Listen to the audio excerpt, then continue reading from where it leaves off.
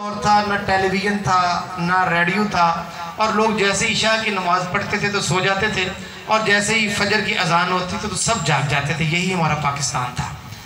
तो किसी को नहीं पता चला फ़ौज के अलावा कि हम पे हमला हुआ है।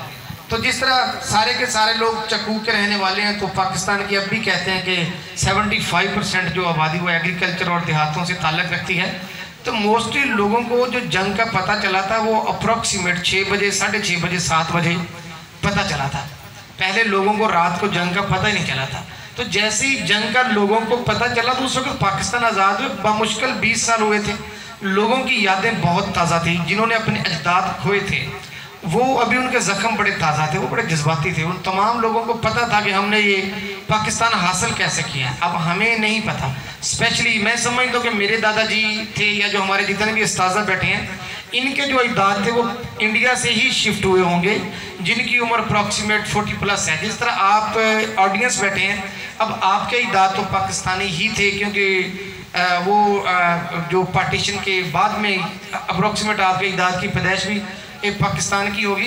तो लिखारी लिखता है कि जैसे इन लोगों को पता चला 7 बजे, तो जिस हालत में जो था उसी तरह वो सरहद की तरफ भाग पड़ा। चाहे वो हासिलपुर था, चिश्तियाँ तो महाज था, हमारे यहाँ मज़ाइल चौक के करीब भी एक बम गिरा। चिश्तियाँ तो कहते हैं कि एक जहाज़ आता था और वहाँ जो जहाज़ को गिराने के लिए जो तोप या गन थी, जितनी भी वाटर टैंक है ये शहरों के अंदर, ये बच्चे स्पेशली सुने, पानी की टैंकियाँ उनके ऊपर नस्ब की हुई थी, क्योंकि वो जहाज़ को फिर निशाना वहाँ से बनाते थे। तो वो कहते हैं कि चिश्तिया में एक जहाज़ आता था तो वो आते ही बिल्कुल टैंकी से भी नीचे प्रवास करता था, और उसको मारते नहीं थे, क्योंकि अगर वो उसको मारते थे तो चिश्तिया के शहरियों का भी नुकसान होता था। बहावल नगर जो था ये विक्टिम था, स्पेशली हमारा कसूर, लाहौर और सियालकोट। तो ये महाज मुकम्मल तौर पर हमारे ये ओपन हो गए थे, तो वहाँ भरपूर जंग लड़ी। तो वो लिखारी लिखता है कि जैसे 7 बजे पता चला तो लोग इतने जज्बाती थे और लोगों के गुस्से की इतनी शिद्दत थी कि जिसके हाथ में कोई लाठी, दरंती, कुल्हाड़ी, कहीं कस्सी, कोई चीज़ भी उसके हाथ में लेकर सरहद की तरफ वो भाग निकले कि ये इसकी जुर्रत कि इसने हम पे हमला किया है। और वहाँ फौजियों ने कहा कि नहीं भी आप रुक जाओ, आपकी ज़रूरत पड़ी तो हम आपको बुलवा लेंगे, अभी आप हमें तो ज़रा मुहाज़ाराई करने दो। तो 6-7 दिन या 8 दिन गुजरे तो इंडिया हमारी जो टॉप की जो सफ़ें होती हैं, जो सरहद की सफ़ें थी, उनको तोड़कर उन हमारे फ़ौजियों को पीछे हटाकर या मारकर पाकिस्तान के अंदर अप्रॉक्सीमेट 50 किलोमीटर के करीब अंदर आ गया था। अगर BRB नहर पे यहाँ क्या किया था, अजीज़ भट्टी ने यहाँ इनको स्ट्रेस दिया था, वो भी 20 किलोमीटर के करीब अंदर आ गया था। और चिवंडा का महाज 50 किलोमीटर पे लगा था। जो इंडिया के टैंक थे वो 500 के करीब टैंक। ये बेसिकली किसी भी मुल्क पर कब्जा करने का जो स्टाइल होता है वो यही स्टाइल होता है कि एक लंबी दीवार 100 किलोमीटर या 50 किलोमीटर टैंक बना के आते हैं, ऊपर हवाई जहाज़ बमबारी करते रहते हैं और उनका ग्राउंड साफ होता रहता है, और टैंक यहाँ चलती हैं तो वहाँ वो अपने मोर्चे बनाते जाते और कब्जा करके आगे चलते जाते। तो चिवंडा महाज में तो 50 किलोमीटर के आगे आ गया था। हमारी जो टॉप की सफ़ेद थी, सरहद के फौजियों को या उसने मारा होगा या फौजियों को पीछे हटाया होगा। तो चिवंडा के महाज पे, चिवंडा रेलवे स्टेशन के ऊपर, जिस तरह ये हमारी लाइन है, तो वहाँ भी लाइनें ऊपर बनती हैं नहरों पे या लाइनों पे या अपने मोर्चों के ऊपर ही रोकते हैं।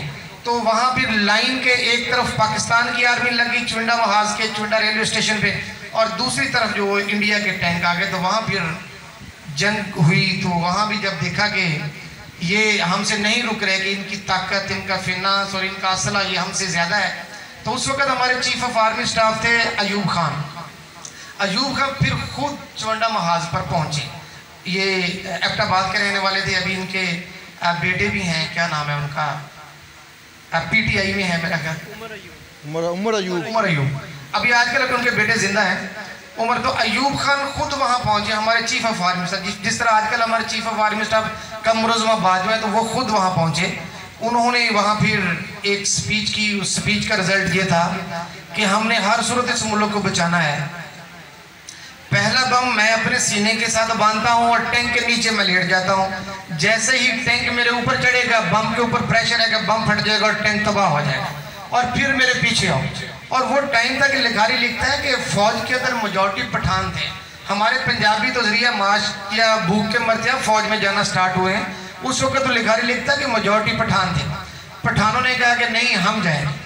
फिर एक के बाद एक गया और टैंक कहते हैं कि हवा में शोलों की तरह इस तरह उड़े इंडिया के, तकरीबन 500 के करीब इंडियन फौज टैंक छोड़कर पैदल भाग गई, ज्यादा मारे गए। और इबरत का निशान इंडिया में आज भी खड़ा, मैंने चुंडा महाज मैंने देखा है, मैं वहाँ रुका नहीं हूँ। चुंडा रेलवे स्टेशन, चुंडा महाज आज भी आप अपने इसके ऊपर कर सकते हैं, ये यूट्यूब के ऊपर आप देख सकते हैं। मैंने वो महाज मैंने देखा है कि यहाँ टैंक खड़े हैं, तो रेलवे स्टेशन खड़ा है, इस तरह की चीज़ें। और जितने भी वो टैंक थे वो टैंक आम नहीं थे, वो ऐसे टैंक थे जो ना तोप से तबाह हो सकते थे। अमेरिकन टैंक थे, अमेरिका से इंडिया ने परचेज किए थे, और रशियन टैंक थे।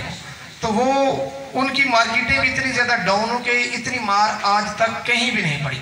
तो और इस तरह हमने अपने मुल्क का हमने दफा किया है, सीनों के साथ बम बांधकर, टैंकों की नीचे लेट कर। तो आज हमारी वो लोग आज़ादी का सबब बने।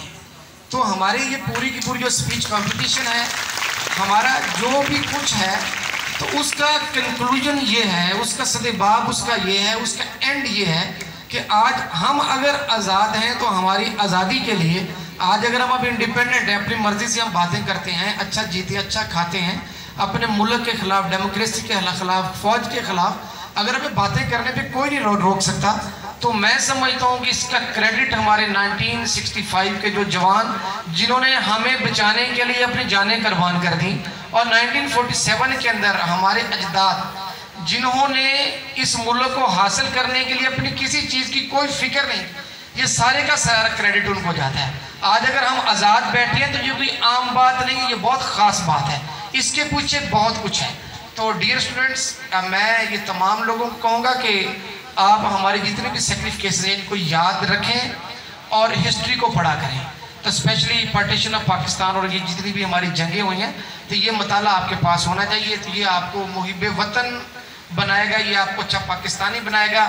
और मैं समझता हूँ कि अगर आप हमारी हिस्ट्री को पढ़ते हो, हमारी तारीख को पढ़ते हो, तो ये आपको इस तरह का पाकिस्तानी बनाएगा कि आप पाकिस्तान से मोहब्बत भी करोगे, पाकिस्तान की खिदमत भी करोगे और पाकिस्तान को अच्छा सर्व भी कर सकोगे। तो थैंक यू वेरी मच। ये